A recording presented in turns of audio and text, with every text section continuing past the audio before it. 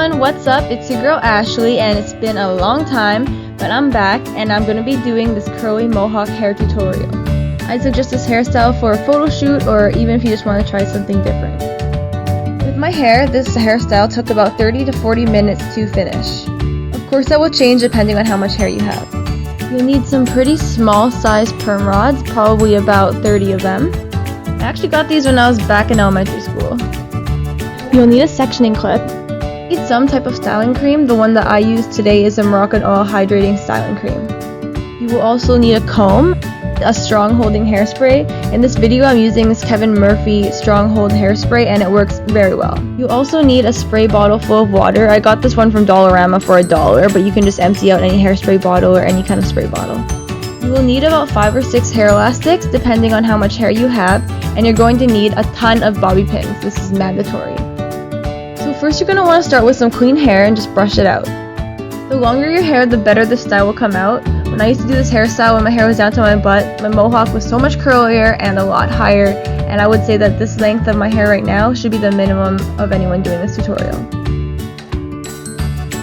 Clip up the top half of your hair first so that you can work on the bottom half. You're basically going to make a mohawk out of ponytails down the center of your head.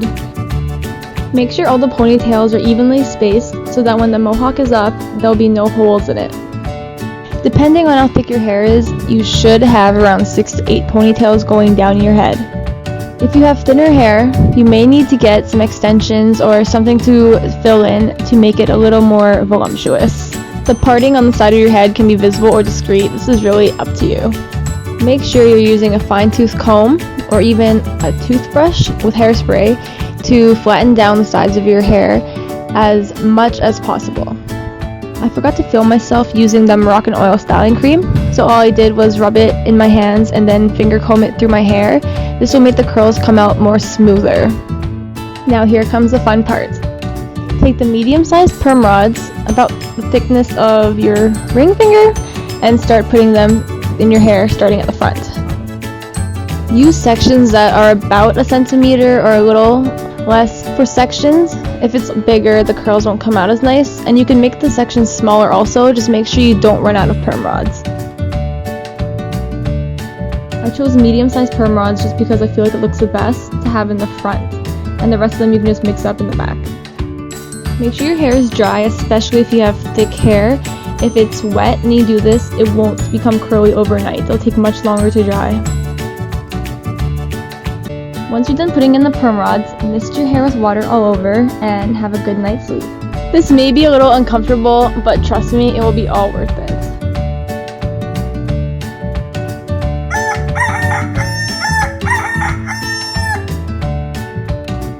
There is no maximum time to have your perm rods in. If you don't want to take them out right when you wake up and more closer to your event or date or whatever, you can do that as well. Just make sure you have about 30 to 40 minutes to finish the hairstyle.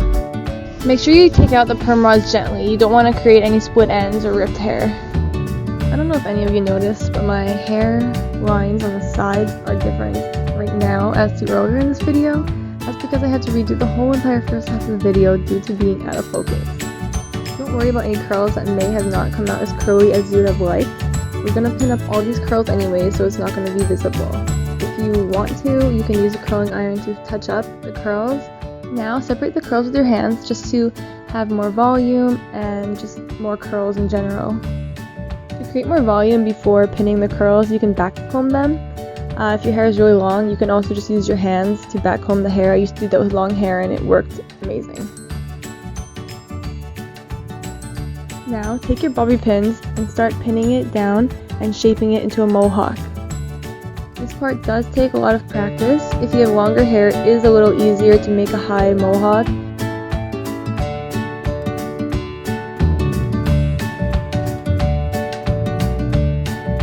I've also created the heat version of this tutorial, so keep your eye out for that.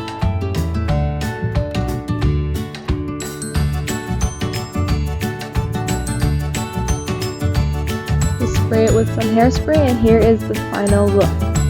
If you try out this hairstyle, please send me a picture or tag me on Instagram, and I'd love to see how yours turned out.